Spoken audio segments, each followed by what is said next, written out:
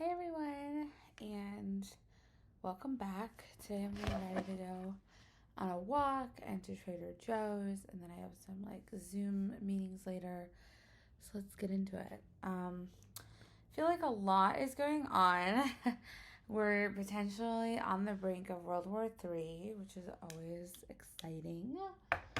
Um, Justice Stephen Breyer is going to be stepping down from the Supreme Court, which, listen, thank God he's retiring. And honestly, I feel like it's just sort of an ego trip to not retire, because if you're in your 80s and you're still on the bench, obviously your reasoning is for personal gain and not necessarily for the good of the country, or just ego even. And I think when it comes to RBG, I think her plan was to retire. Well, she couldn't retire when Trump was president, right? And I think, unfortunately, when Obama was president, she should have retired, but I think her health was at a better place at that point, and I think she felt like she could make it. Well, I shouldn't say that. She thought that HRC was going to be president also. Well, I think so. There wasn't even a need to necessarily make it. It was going to be another Democratic president, but obviously we know how that turned out. So yeah, at least history is not going to repeat itself this time. And there's a lot of talk about if a Supreme Court nominee is going to be a black woman, because that was one of Biden's campaign promises. And I mean, I think he can't really afford to not meet campaign promises at this point. Hold on one second. His approval is so low at this point that he really needs a win. And I think further going against campaign promises, it's just going to make an already bad situation worse for him. He's already underwater. He can't afford to drown. So, yeah.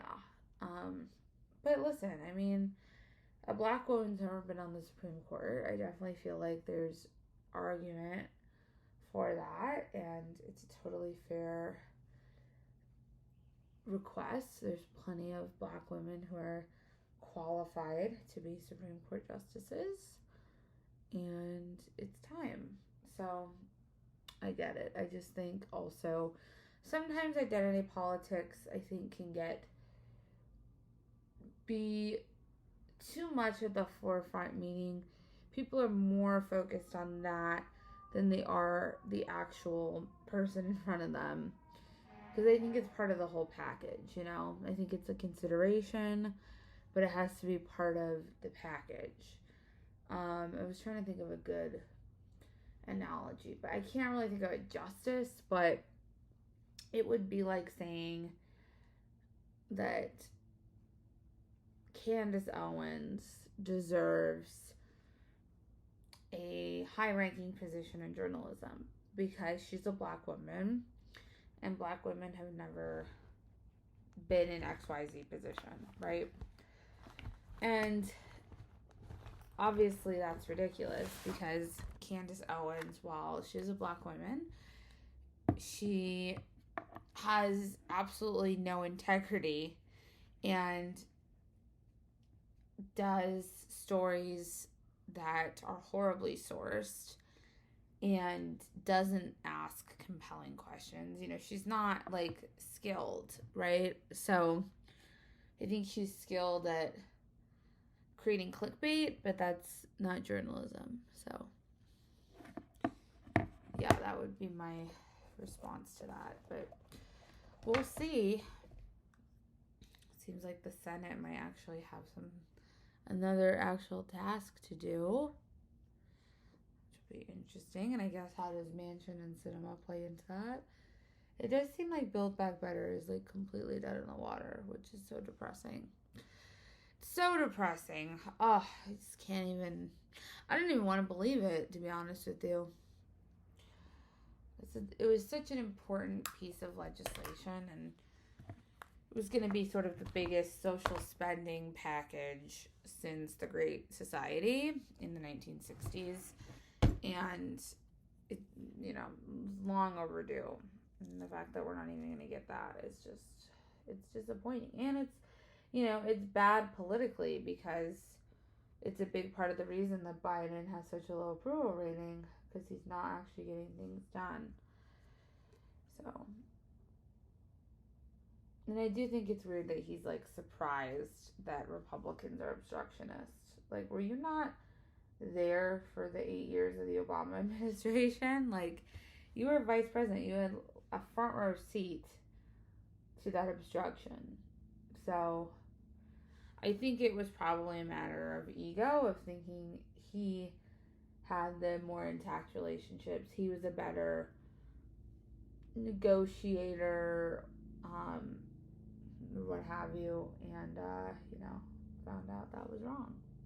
It's just that it's not even, I don't think it's a character flaw. I think it's just that Republicans are obstructionists. They don't care who's in office. Any Democratic president, they're going to work to obstruct their agenda as much as possible. So that's just the nature of the beast at this point. Okay, cute. I like my eye makeup look today. Going a little icy. Just putting a little bit of pink in there for the measure.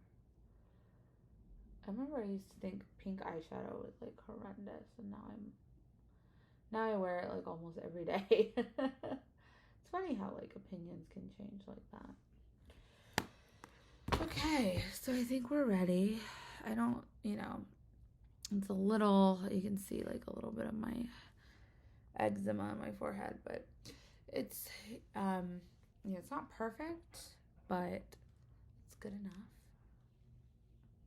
for 7 minutes, and some of that being talking. I think it's a cute makeup look, so I'm gonna go and see you guys later.